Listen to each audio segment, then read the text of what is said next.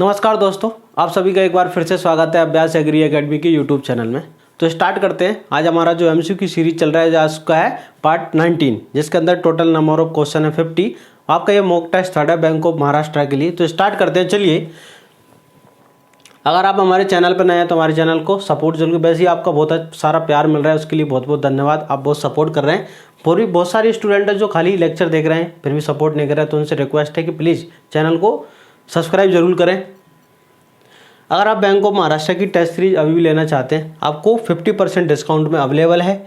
जो student IUPAS CFO की अच्छे से प्रिपरेशन करना चाहते हैं अभी इन 3 मंथ के अंदर, तो टोटल कंप्लीट कोर्स जिसके अंदर आपको 200+ video, test series, study material, current affairs, हर चीज़ आपको अभी मात्र 750 रुपये के अंदर आपको मिल जाएगी। अगर आप हमारे टेलीग्राम चैनल से जुड़ना चाहते हैं जहाँ की हम डेली MCQ प्रैक्टिस करते हैं, ठीक है, इंस्टाग्राम पर जहाँ भी हम डेली क्यूज यहाँ पर पिक्चर के फॉर्म में क्वेश्चन डालते हैं, तो आप यहाँ पर दोनों पर जुड़ सकते हैं जिससे आपको हेल्प होगी।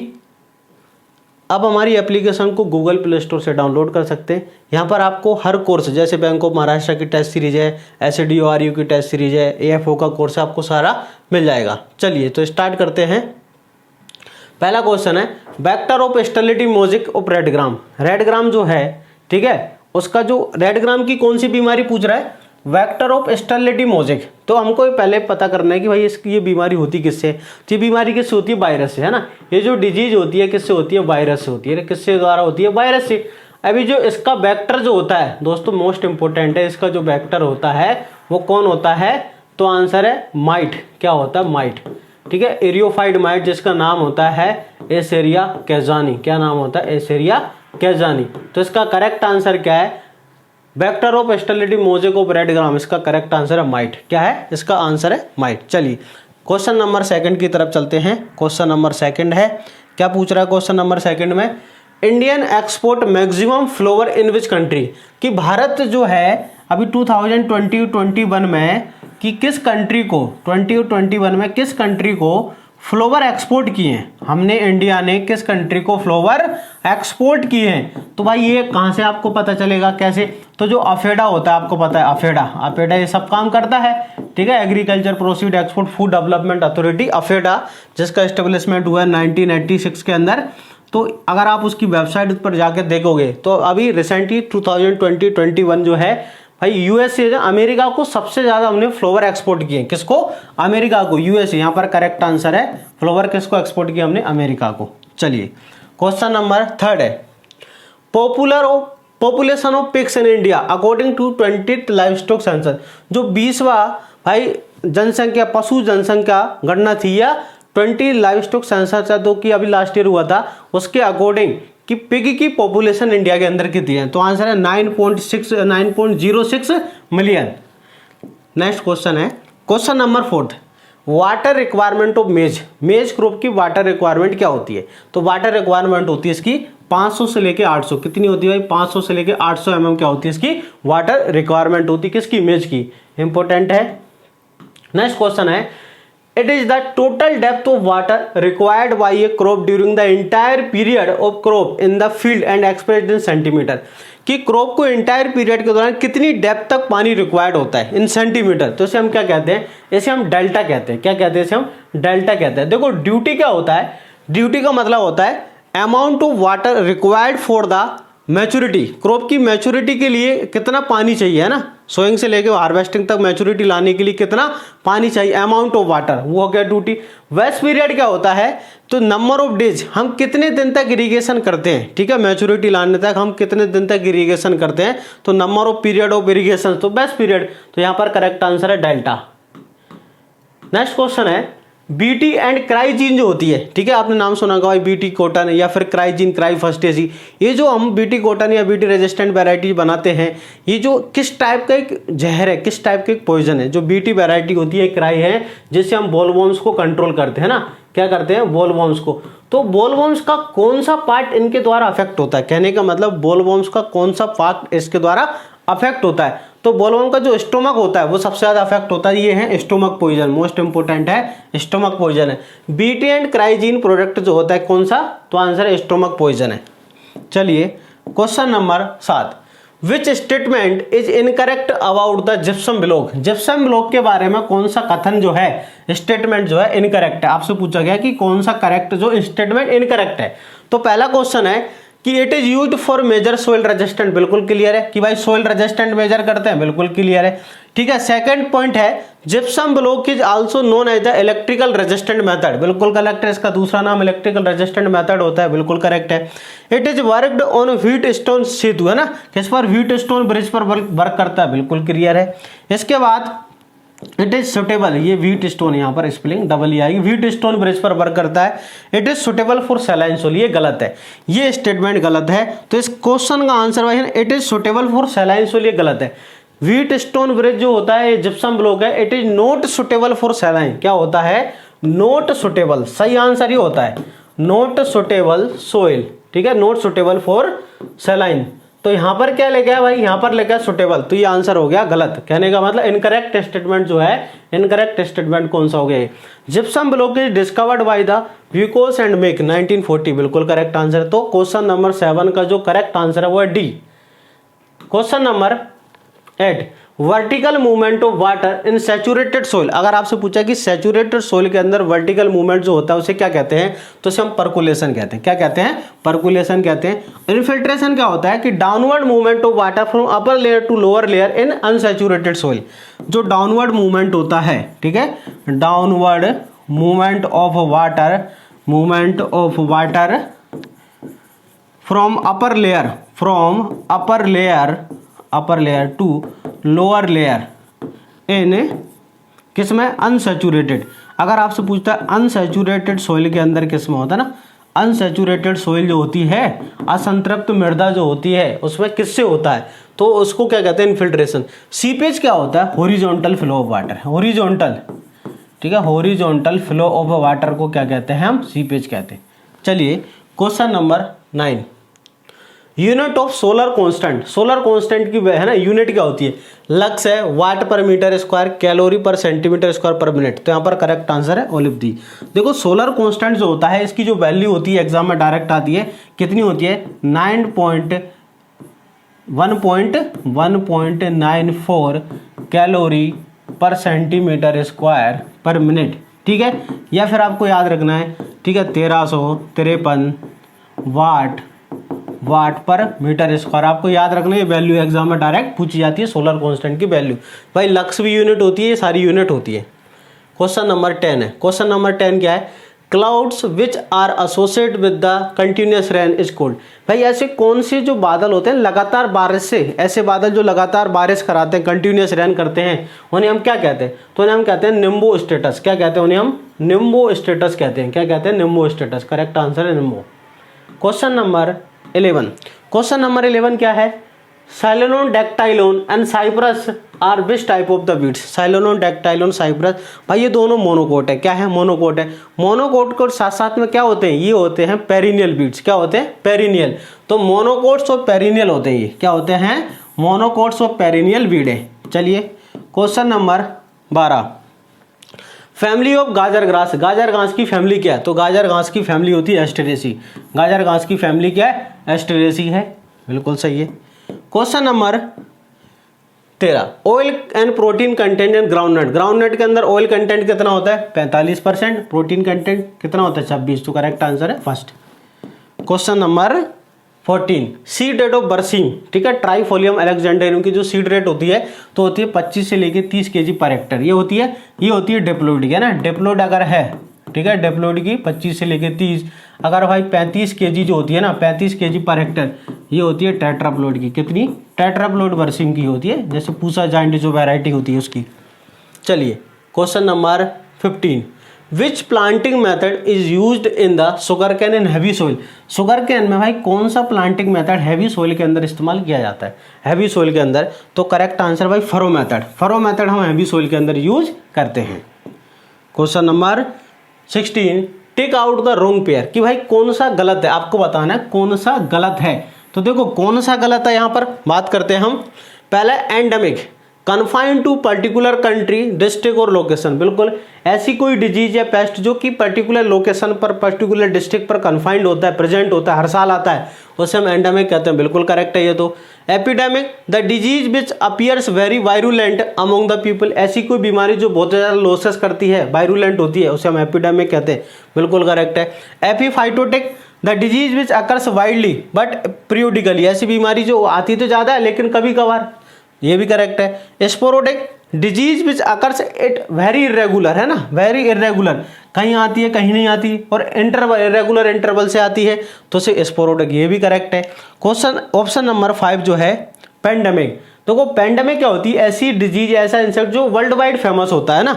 डिजीज नॉट प्रिवेलेंट, तो यहाँ पर नॉट शब्द जोड़ा है तो ये हो गया गलत, है ना।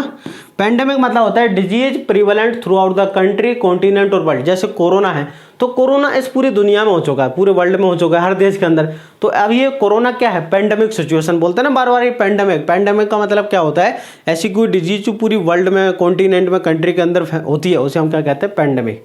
ठीक है, चलिए नेक्स्ट क्वेश्चन की तरफ चलते हैं। Question number 70, select the wrong pair. यहाँ भी आपको बताना रॉन्ग क्या होता है। ठीक है, हाइपरट्रोफी यहाँ पर लिखा है कि abnormal increase in size of organ, अगर साइज बढ़ता है, एबनॉर्मल ग्रोथ होती है due to the size of organ, तो इसे हाइपरट्रोफी कहते हैं। बिल्कुल करेक्ट है। हाइपरप्लेजिया मतलब नंबर होता है। Abnormal increase in number of cell, अगर भाई नंबर बढ़ता है, कोशिकाओं का नंबर बढ़ता है, नंबर के कारण अगर एबनॉर्मल ग्रोथ होती है तो इसे हाइपरप्लेजिया कहते हैं, ये भी करेक्ट है। तीसरा ऑप्शन है एट्रोपी, है ना। एट्रोपी का मतलब होता है ग्रोथ का रुक जाना। ठीक है, इनहिबिशन ऑफ ग्रोथ और ड्वार्फिंग, बिल्कुल करेक्ट है।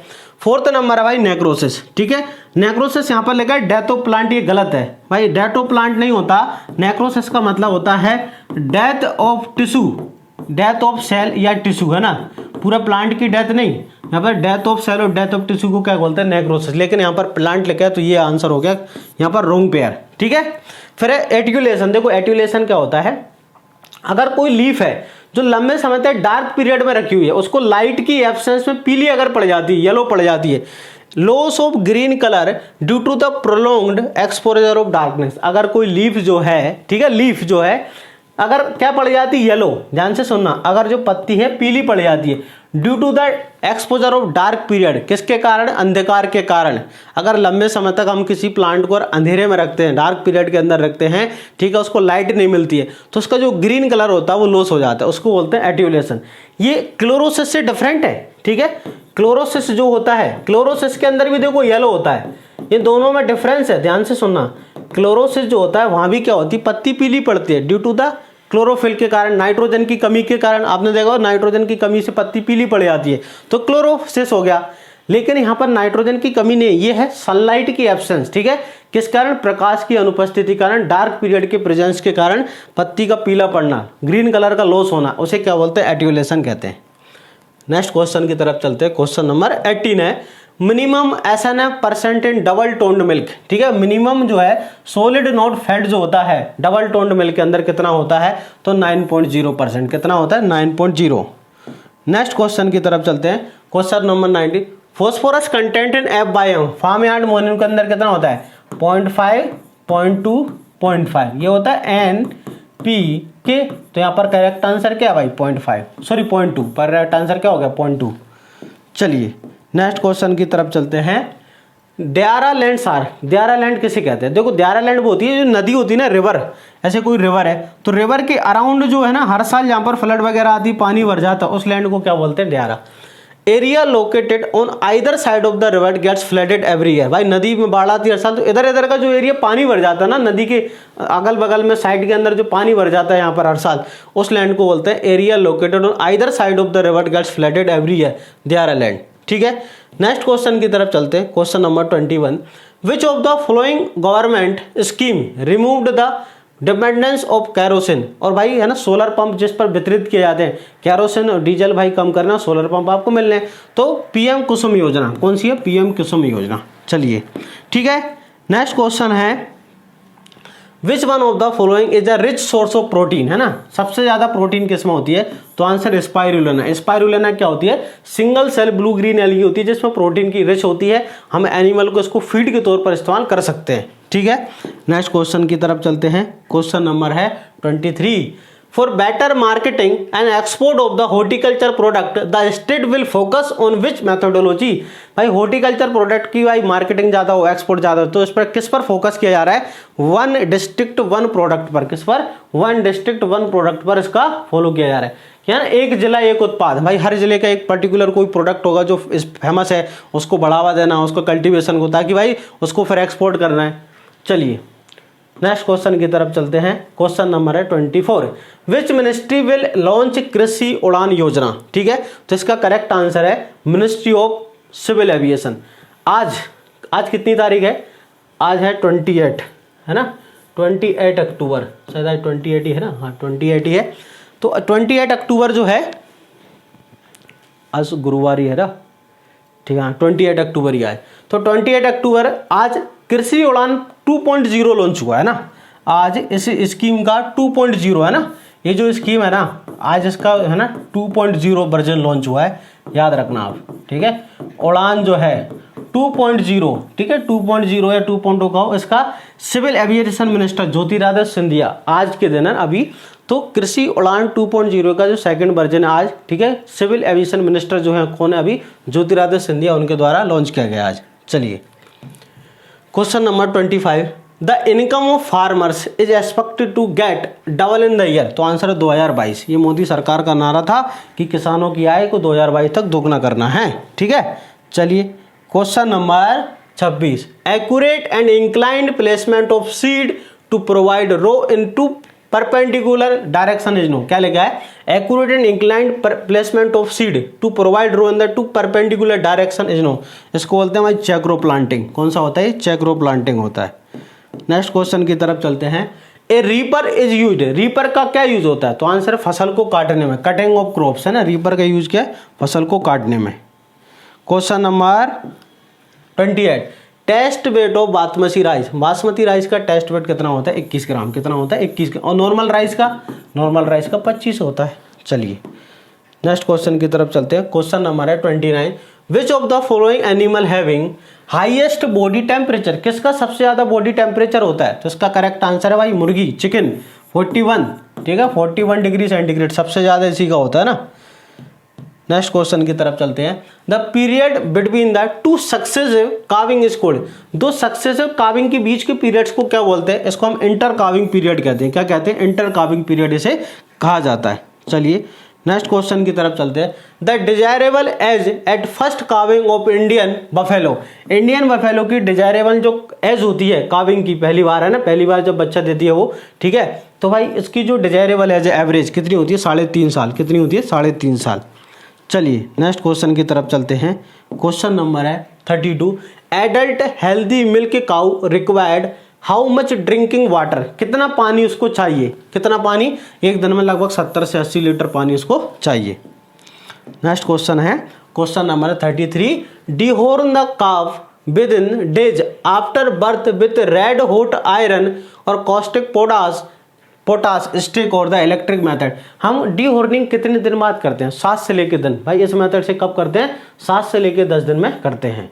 नेक्स्ट क्वेश्चन की तरफ चलते हैं। Question number 34। The fresh milk has pH value is 6.5 to 6.7। Which of the following animal milk having highest SNF। कि सबसे ज्यादा किसके मिल्क का SNF सबसे ज्यादा होता है? सीप जो होता है ना, इसका ज्यादा होता है। इसका 9 पॉइंट समथिंग ज्यादा, 9 से 10 तक रेंज चली जाती है। चलिए नेक्स्ट क्वेश्चन है क्वेश्चन नंबर 35।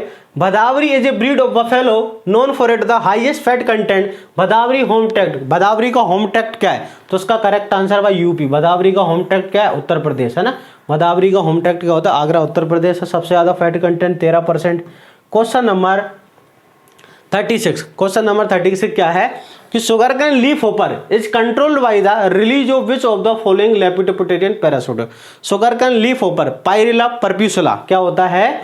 पायरेला परप्यूसुला। आपने नाम सुना होगा, पायरेला परप्यूसुला, है ना। ये जो होता है इसको कंट्रोल करने के लिए हम किसका यूज करते हैं? लेपिडोप्टेरियन, है ना, पैरासूटोड। कौन सा? एप्रिकेलिया मेलानिलुका। कौन सा? एप्रिकेलिया मेलानिलुका का इस्तेमाल किया जाता है। चलिए question number 37। Genetic constitution of the synthetic variety, synthetic variety का आनुवंशिक संगठन क्या होता है? तो सिंथेटिक वैरायटी का आनुवंशिक संगठन होता है हेट्रोजीनस हेट्रोजाइगस होती है। क्या होती है? हेट्रोजीनस हेट्रोजाइगस होती है। चलिए क्वेश्चन नंबर 38, क्वेश्चन नंबर 38 क्या है? Fruit type of grape, grape का फ्रूट टाइप क्या होता है? तो आंसर बेरी। क्या होता है? ग्रेप का फ्रूट टाइप बेरी होता है। चलिए क्वेश्चन नंबर 39, ठीक है। Edible part of fig, fig का एडिबल पार्ट होता है? तो आंसर है फ्लैशी रिसेप्टिकल। क्या होता है? फ्लैशी रिसेप्टिकल इसका खाने वाला भाग होता है फिग का।